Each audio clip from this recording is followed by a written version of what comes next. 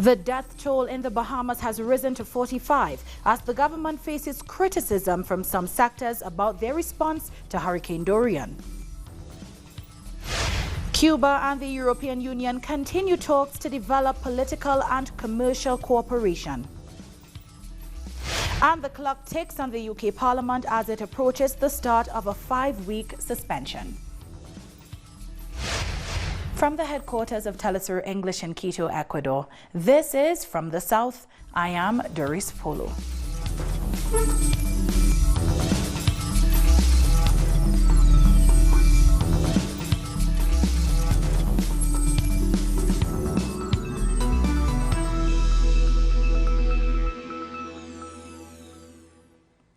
A national day of mourning is to be declared in the Bahamas, days after Hurricane Dorian tore through parts of the island chain. Residents are taking stock of the destruction left behind as the government finds ways to confront what has been referred to as unprecedented devastation. Video of Marsh Harbor in the Abaco Islands, the worst hit by the hurricane, shows widespread damage, with the harbor, workplaces, hospitals, and even the airport damaged or completely decimated. The official death toll has risen to 45, but is expected to increase even more as hundreds or thousands remain missing. In his next address to the nation, the Prime Minister is set to designate a day marked by mourning, while also issuing an order for flags to be flown at half-mast. Meanwhile, rescue workers continued their grim search for bodies and survivors in the hurricane-ravaged Bahamas on Monday. Relief agencies are also working around the clock to deliver food and supplies over flooded roads and piles of debris. Dorian was one of the most powerful Caribbean storms on record, rampaging over the Bahamas for nearly 2 days, becoming the worst disaster in the nation's recorded history. But there has been criticism of the official response to Hurricane Dorian, especially in Abaco, which took the brunt of the storm. Both survivors and some of the international media have called it slow. The Bahamas National Emergency Management Agency, or NEMA, responded to some of the criticism in its latest briefing on Sunday evening. It said 3,500 people have been evacuated from Abaco to Nassau so far. The NEMA spokesperson said evacuations are voluntary and that they should be free. This comes after some residents complained that private airlines had been charging to take victims off the island. Of persons presenting themselves for evacuation is diminishing. Evacuees are being processed at the Odyssey Aviation Processing Center, and we thank our private sector partners who are working with social services to manage this center. As a reminder, all evacuations should be free of charge. The public should report any aircraft that is charging fees. Now, Haiti and Puerto Rico are also sending help to the Bahamas. Our correspondent in Santo Domingo, Daisy Toussaint, has the details. It is still a chaotic situation in northern Bahamas, 1 week after Hurricane Dorian brought devastation.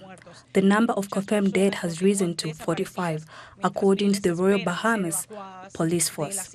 But many are still missing, and the police have appealed to relatives to file missing persons reports.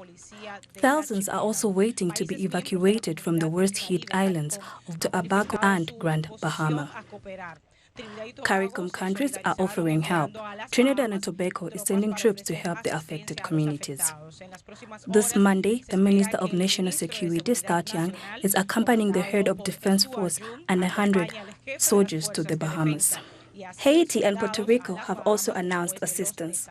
A Haitian delegation has already traveled to Abaco with basic necessities for the Haitian citizens who live there. There are estimated to be about 70,000 Haitians living in the Bahamas. For her part, the mayor of San Juan in Puerto Rico says they have sent a medical team, including 2 doctors, paramedics, and rescue personnel to help the search and recovery efforts. On Twitter, the chairman of CARICOM, Alan Chestnut, said the Caribbean community stands in full solidarity with the people of the Bahamas and will do everything possible to help them overcome this tragedy. The head of the Venezuelan Strategic Command has rejected accusations in the Colombian weekly Semana that Venezuela's armed forces are supporting Colombian guerrillas. On Twitter, Remigio Ceballos showed how the magazine had used a standard military order to increase the supply of basic goods in border states to claim that these were for the ELN and FARC dissident. Ceballos said the Venezuelan armed forces are combating Colombian armed groups in the border region on a daily basis. An increase in the prices of gasoline and diesel has taken effect in Barbados. From midnight on Sunday, gasoline and diesel there has seen an increase of 3 cents per litre and 6 cents per litre respectively. Kerosene, on the other hand, has decreased by 1 cent per litre. The government says these price adjustments are in keeping with its policy of allowing retail prices to be reflective of those on the international market. In other news, the Guyana Elections Commission will meet on Tuesday to discuss the possibility of fresh elections being held in March next year. That's more than a year after the government was defeated by a motion of no confidence. The March 2020 election date proposal was presented on Friday by the Elections Commission. However, there is no consensus between the two political sides represented on that body. Opposition-aligned commissioners have said the proposal could not be accepted and reiterated the call for the polls to be held as early as possible. The Trinidad and Tobago Fishermen and Friends of the Sea, FFOS, are calling on Prime Minister Dr. Keith Rowley to ensure their protection through improved legislation. A small group gathered at the Queen's Park Savannah near the Prime Minister's office as they protested armed with placards. This comes as 7 fishermen were killed in July by local pirates who ordered them to jump into the sea, stealing their boats and engines. Criticizing the government's response to the fishermen's deaths, the FFOS took a letter to the Prime Minister outlining their demands. That is not something that we are asking for.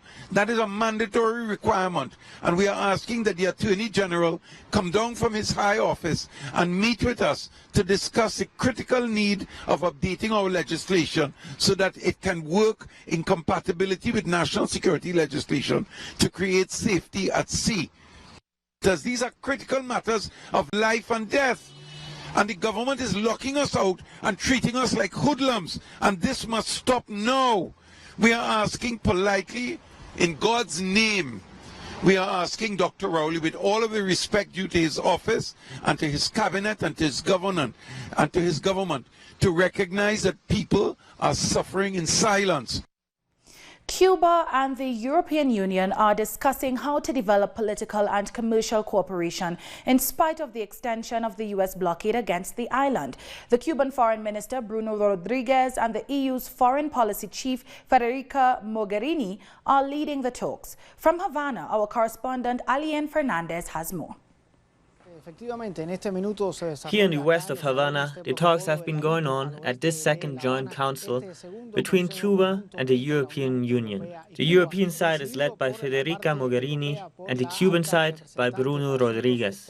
The main talks have been behind closed doors, but we know that among the main issues discussed were trade and investment, which are important for both parties. And in this context, they have been analyzing how to confront together the effects of the United States Helms-Burton Law, which extends the US blockade of Cuba to third countries doing business with Cuba. A number of European countries have said they want to continue investing in Cuba, so they need to find a way of dealing with this US legislation. Some of them have already adopted their own legislation to mitigate the effects of the Helms-Burton. This joint council was set up as a result of the political and cooperation agreement, which was signed between Cuba and the EU in 2016, and which came into effect the following year. The council had its first meeting in Brussels last year. Our correspondent Alien Fernandez with that report. And we'll take a short break now. When we come back, The Intercept has released more recordings showing a conspiracy against former Brazilian President Luiz Inácio Lula da Silva. Join us in a few.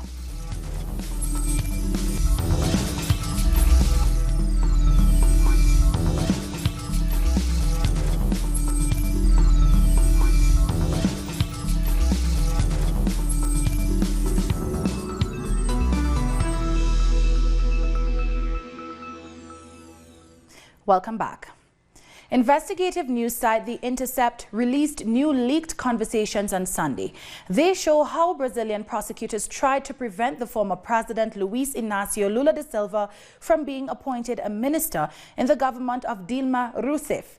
In private chats, the prosecutors in the Lava Jato case recognized that they were acting illegally when they recorded phone conversations between Lula and Rousseff. But they felt it was more important to prevent the appointment, which would have meant that investigations of Lula would have passed to the Supreme Court. They wanted them to stay with lower level courts where they had more chance of making sure he would be jailed. Our correspondent Brian Mayer from Sao Paulo has the details. New revelations by The Intercept and Folha de São Paulo reveal that in 2016, at a moment before the impeachment procedure went underway, Judge Sergio Moro from the Lava Jato task force was illegally colluding with members of the prosecution team and the federal police to wiretap conversations between the president of the country and former President Lula, even though they'd been ordered to stop. Now, these leaked conversations, which have been now published in the Brazilian media, show that Chief Prosecutor Delton Dallagnol knew that what they were doing was illegal and admitted it and said it didn't matter because it was a political move. They also show that the federal police agent who was providing the play-by-play of every conversation underway was promoted to federal police superintendent in Paraná State by Sergio Moro after he became Bolsonaro's justice minister. And finally, they show that the actual conversations that were taking place prove that what the media was saying at the time about Lula accepting this position to get out of being prosecuted was actually the opposite. Lula was afraid the media would spin it to make it look like he was trying to avoid arrest, when in fact he went ahead and did it anyway, according to his own words, because he was worried that there was a coup underway and that his entrance into the Dilma Rousseff administration might be able to stop it.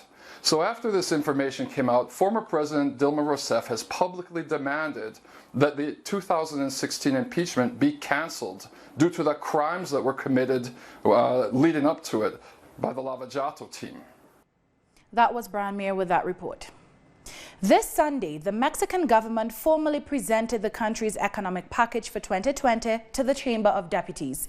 The Secretary of Finance and Public Credit, Arturo Herrera, delivered the project to the Congress with the objective of building an instrument for the productivity in the country.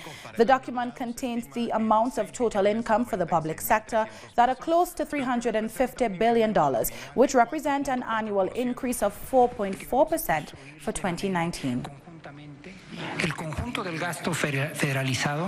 Total expenses are close to 1.9 billion pesos.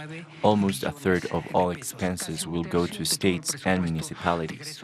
If we add this to the pension payments, the budget will be close to 700 billion pesos. We do not choose how this money is distributed. We must pay pensions by law, as has been agreed upon in the past. A Chilean teen has become the first person to legally change gender. In 2016, 14-year-old Catalina began to identify as a boy among family and friends.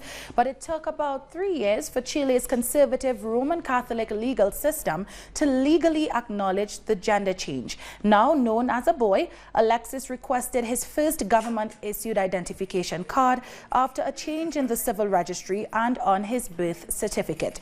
In 2018, President Sebastián Piñera signed into law a bill allowing people over the age of 14 to change their gender and name in official records.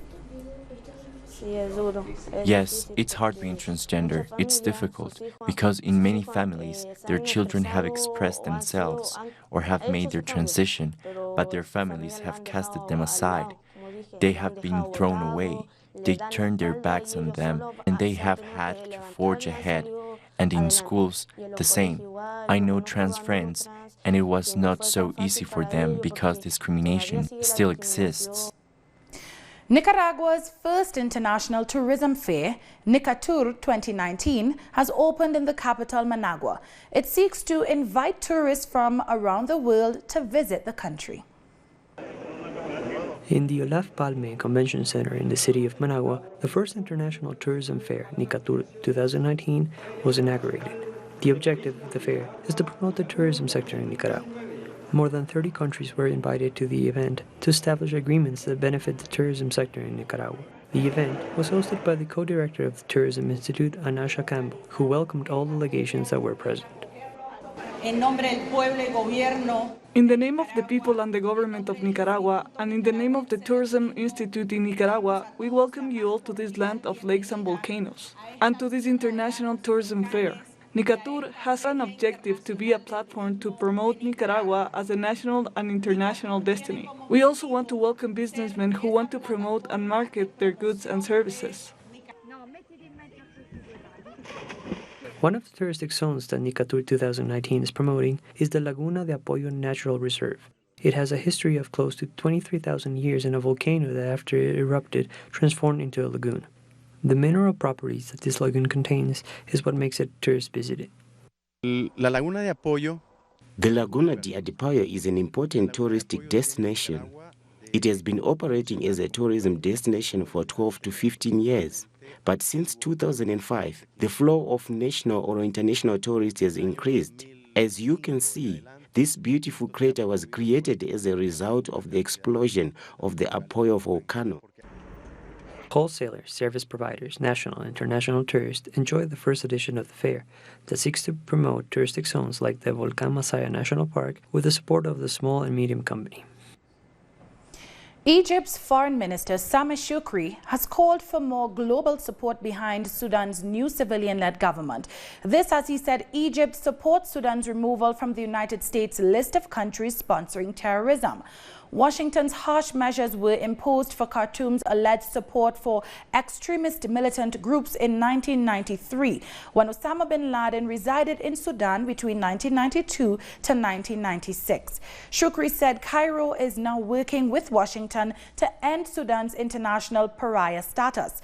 Shoukry is in Khartoum for a one-day visit to hold talks with top officials in what Egypt hailed as a new start in relations between the neighbors as Sudan transitions towards civilian rule. Egypt is working using its communication and partnerships with various powerful countries, including the United States and some European and African countries, to remove Sudan, especially after all the changes that happened, from the terrorist list. Former militant leader Riek Machar has arrived in South Sudan for talks with the president over the implementation of a stalled peace deal. Machar's rare visit comes before a November deadline to form a power-sharing government, a key part of the pact signed by the two rivals last year. The pact was meant to end a civil war that killed hundreds of thousands of people and displaced a third of the country's population. South Sudan split from Sudan in 2011 after decades of war, but plunged into its own conflict at the end of 2013 after the president Salva Kiir sacked Machar as vice president. A delegation of the... Following the surge of xenophobic attacks in South Africa, foreign shop owners are expressing disappointment in the government's response. Apart from Africans, people from other parts of the world who invested their life's savings into businesses in South Africa have also suffered. In light of the latest wave of attacks, Nigeria will repatriate about 600 citizens from the country this week.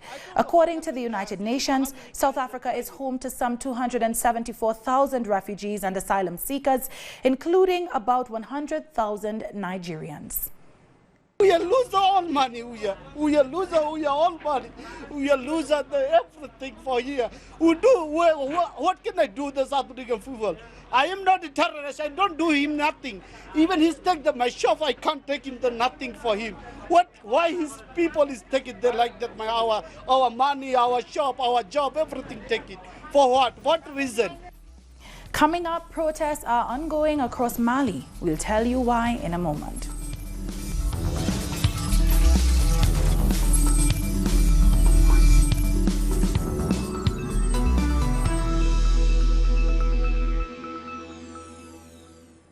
Welcome back. Protesters in the Timbuktu region in Mali are continuing demonstrations blocking the road leading to the main airport to demand the restoration and security of the thoroughfare. The road links the Malian city to the center and the south of the country. Various social movements have been blocking national roads in recent weeks to make demands and protest against what they claim to be false promises by the government. It's the entrance to Timbuktu Airport that we have closed, and until our complaints are resolved, this door will remain closed. No one will come in and no one will come out. Until now, the regional capital Timbuktu has not been linked to its national capital Bamako, so these are really noble claims. We want a road. A road is development. Without roads, there is no development. Without roads, it's insecurity and all that goes with it. Pope Francis has addressed youth unemployment and social inequalities during a mass in Mauritius on the last leg of his Africa trip. Tens of thousands of people attended the service in the capital, Port Louis. About 1 in 4 young Mauritians are unemployed, and the income gap between social classes has widened since the global economic crisis in 2008. Another reason behind the Pope's visit is to pay tribute to Jacques Desiré Laval, a 19th century French priest who helped former enslaved people. The 5-week suspension of the British Parliament will soon begin after MPs are expected to once again reject calls for a snap election. When parliamentary business stops, it would mean that lawmakers cannot sit, debate or pass laws until October 14th. It also means less time for the opponents of Prime Minister Boris Johnson to stop his Brexit plan. Ahead of this, Johnson travelled to Dublin for his first meeting with Ireland's leader, who warned of the consequences of the border backstops removal without an adequate replacement. In the absence of agreed alternative arrangements, no backstop is no deal for us. All it does is kick the can down the road for another 14 months, another 14 months of uncertainty for business, another 14 months of uncertainty for people north and south of the border. So that's not an option that we find attractive at all. I think we have really the ideal amount of time in which to get this kind of thing done. Angela Merkel set I think she said it should be 30 days would be enough. 30 years would certainly it would go on for 30 years if we didn't concentrate our minds. 30 days ought to be enough, she said, and I think she's totally right. If we really focus, I think that we can make a huge amount of progress. Meanwhile, Jeremy Corbyn, the leader of Britain's opposition Labour Party, has accused the Prime Minister of running away from scrutiny over the Parliament shutdown. I think it's disgraceful.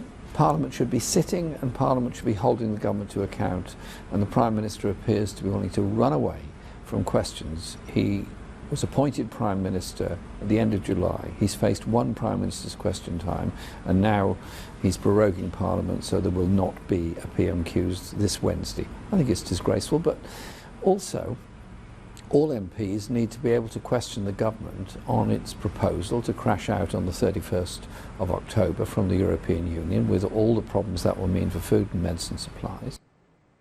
British Airways pilots have commenced a 2-day strike, grounding nearly all of its flights and disrupting thousands of passengers in a dispute over pay. The airline, part of the International Airlines Group, cancelled 1,700 flights to and from London's Heathrow and Gatwick airports. The pilots are demanding profit sharing as part of the pay deal. This despite being offered a 11.5% salary increase over the past 3 years. U.S. President Donald Trump has cancelled talks with Taliban fighters over the death of a soldier, as his Secretary of State boasts about killing over 1,000 Taliban fighters. Trump said he called off talks after the Taliban admitted that they were behind the attack that killed 1 U.S. soldier and 11 other people. And in response to Trump's decision, U.S. Secretary of State Mike Pompeo said his government will continue to put pressure on the Taliban until it stops engaging in what he called bad behavior. You should know, in the last 10 days we've killed over 1,000 Taliban, and while this is not a war of attrition, I want the American people to know that President Trump is taking it to the Taliban in an effort to make sure that we protect America's interests. We will never give up. And with that, we've come to the end of this news brief. You can find these and many other stories on our website at telesurenglish.net. And join us on social media, Facebook, Twitter, and Instagram. For Telesur English, I'm Doris Polo. Thank you for watching.